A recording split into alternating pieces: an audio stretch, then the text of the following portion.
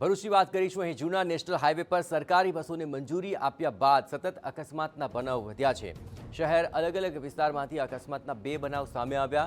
અકસ્માતની પહેલી ઘટના ભૂતમામાની ડેરી પાસે ઘટી હતી કે જ્યાં 3 કાર વચ્ચે અકસ્માત થઈ ગયો। સદનસીબે જાનહાનિ ટળી છે, પરંતુ કારના ભૂક્કા બોલી ગયા। બીજો અકસ્માતનો બનાવ છાપરા પાટિયા નજીક બન્યો છે। અહીં એસટી બસના ડ્રાઈવરે અચાનક જ બ્રેક મારતા પાછળ આવતી એસટીની વોલ્વો કાર અને બાઇક એકબીજા સાથે અથડાયા હતા। ઘાયલોને 108ની મદદથી સારવાર માટે હોસ્પિટલમાં દાખલ કરવામાં આવ્યા છે।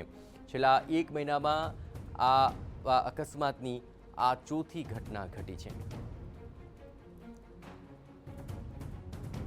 તો અલગ અલગ 3 અકસ્માતની આ ઘટના સામે આવી, જ્યાં છાપરા પાટિયા નજીક એક અકસ્માત સર્જાયો।